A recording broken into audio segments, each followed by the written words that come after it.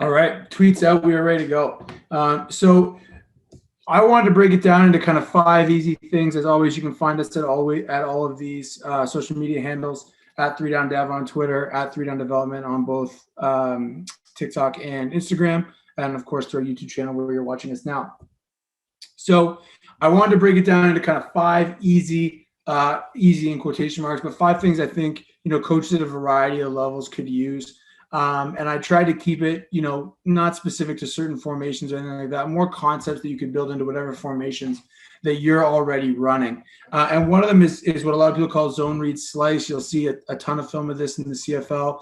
Basically, you're going to, block your traditional inside zone up front, read the backside defensive end, and then have your H or your slice player, whoever it is, can be a fullback, can be any receiver based on how you align. That player is going to cross the formation, and usually you're going to try and run some kind of either flood or rub concept to allow them to get into space if they get the ball. So basically, running zone read up front, you're going to read the defensive end. I think most people are pretty familiar with that. If not, there's a ton of resources that you can get access to about running zone read. But the thing I think you see predominantly in the CFL game is the H or whatever you call that receiver coming underneath the set and leaking into the flat.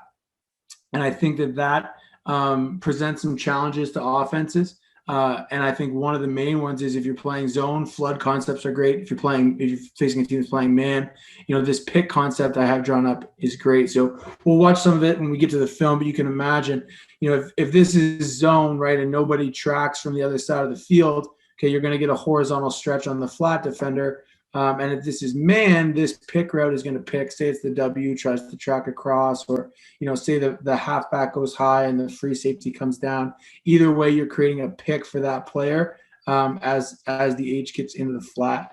And the thing this allows you to do, I think, especially in high school, is if your quarterback's one of your best athletes, get them on the perimeter with the opportunity to throw the ball down the field or hit the slice coming underneath. And we'll watch some film of about 4 or 5 different ways to do that. Again, please feel free to hit me up with any questions that you have. It's always good if you're watching these to get your questions answered while you're watching it, as opposed to going back later and trying to figure it out.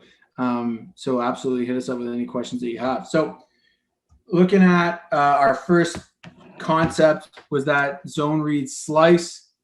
Okay, and so here you'll see we're going to get the zone read out of a 3x2. This is a slot back, but again, it could be a fullback. Depending on your offense. And basically, we're just going to cross the set. And ultimately, what you're doing is at times you can be changing the strength of the formation, which can be tough for defenses to adjust to on the fly. Okay, and then you're going to get some kind of flood or pick concept. Okay, so you're going to see the little pick route here. You'll watch as 26 has to try and track across the formation. Quarterback's able to pull. Doesn't ultimately throw the slice. Okay, but again, you're able to see here, we're picking for the slice route. Okay, and then the quarterback's got options. It looks like they're just running a little smash concept on the outside here. So ultimately, quarterback has the option to keep and run. They have the kind of immediate dump off. That's, I think, one of the things people get worried about the quarterback running with the football. What if there's pressure? Okay, well, the end is chase the dive. So we're going to have some time to get on the perimeter here. Okay, that's the other big thing with zone read. And I think when you have a really athletic quarterback, they always want to be a playmaker, and you don't want them to be timid or to not take opportunities when they're available, but they got to know when to give the football. We'll get to that in a second with some clips of some solid quality gives here as well. But you see here how this is tough for that track player to work on top through all this mess. They don't even do a great job with the actual pick. Quarterback gets the ball out on the edge. Right, and all these players back to the quarterback, right, playing off in zone, chasing the slip, sitting on the pick. Often your quarterback can keep this and run as well. So depending on what pass concepts you have in your offense, this is a quick, it's like a snag smash combination. Okay, but you could run this with flood. We'll get to some other concepts here in a sec. So again, talking about just trying to move the sticks, especially for teams that play scrape exchange, all right, which you're kind of seeing here with the chase and the overlap from the linebacker. now you're threatening that linebacker zone, or at least you have the opportunity to. Same concept here. Again, this is 3x2 with the W. The other one I like off of this, which I could have drawn up as well, is if you get teams that want to play cut in the boundary, and you involve this receiver, they've got to decide how they want to play it. So is this player are they gonna rock and roll where the free safety comes down, or the boundary half, is he gonna trace across? It can make some people change their coverages up. But again, you see the movement at the second level of the defense.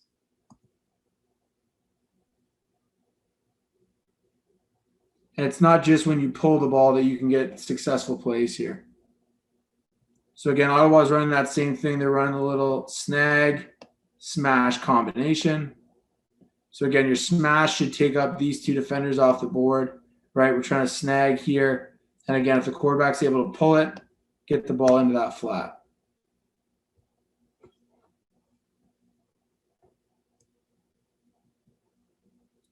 Again, you see from the tight, it looks like there's some kind of zone blitz going on here. It's a great job by the offensive line to pick up the most dangerous 5. Okay, and then the running back gets vertical. One thing I really like when you're running these kind of slips is make sure that your back isn't going, you can run outside zone with it, but make sure your back is getting vertical, because a lot of the time ends are going to get up the field, and then we want to get in those vertical cutback lanes. Running back does a great job of squaring his shoulders here. And again, anytime you can stay ahead of the sticks, you're running a base run play in your offense and you're picking up 8 yards, you're going to be excited about that.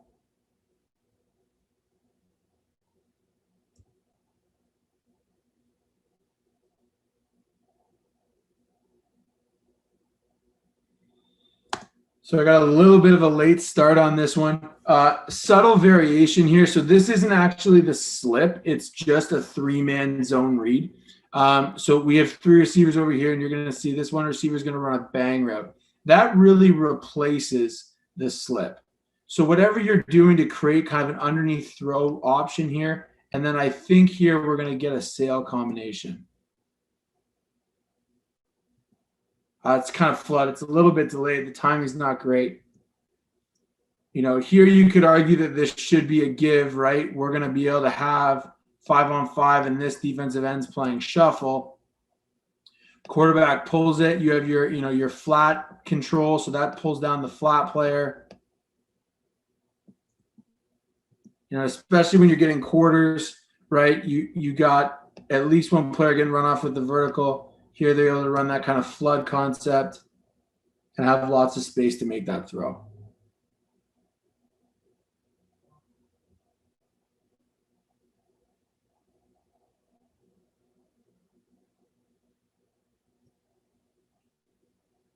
So again, if I'm the offensive coordinator in my former job as a running backs coach, I'm really hoping that we get this give, because we're in pretty good shape. I know the O linemen watching this are going, "Hey, why are we celebrating this completion? Because this thing could have cut back down that hash mark, right?" But ultimately, you see the benefit there of the quarterback being able to pull and throw. Because if they do make a decision that's maybe not as ideal, now they don't have to rely on receivers blocking. They're able to throw the ball down the field. Again, a great way to get some chunk plays in the run game. Would love to see it given, but is what it is. Here we go at a 4x1. And this is really dangerous. Like, if you think of the X's and O's behind this, and I know for a lot of Canadian coaches, this maybe isn't groundbreaking stuff, but this is a really simple one. And to me, you got to understand how teams are going to play your isolation sets. So when you have one receiver over here, how are they going to defend it, right? Clearly, we have the boundary corners playing press. It looks like the halfback is in the boundary. So, there's not maybe as much space as there could be over here. But you'll see it looks like this player is playing, at least somewhat responsible for the high zone on this hash mark. And so when we get this slip action, the will's going to get pulled in here. They're in a tight front here, but the will's going to get pulled in by the run. This corner is in some kind of man-to-man, or at least that's what they look like they're playing, responsibility on the player that runs the snag. And then you see a really clean zone read, pull, find that slip player in the flat here. And again, watch, I think it's 7 comes off the roof here to try and track this. And you'll see that just the one-man snag.